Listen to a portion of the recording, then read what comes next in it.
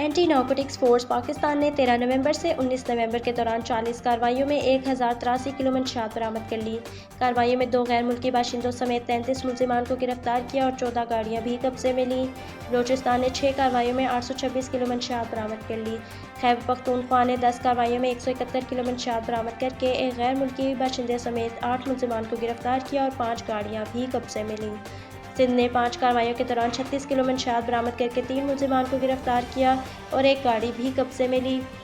پنجاب نے 11 کارروائیوں کے دوران 35 کلو منشیات برآمد کر کے ایک غیر ملکی باشندے سمیت 13 ملزمان کو گرفتار کیا اور 4 گاڑیاں بھی قبضے میں لیں۔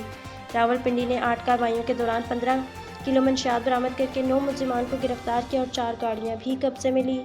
برآمدہ منشیات میں 3550 ایکسٹیسی گولیاں شامل۔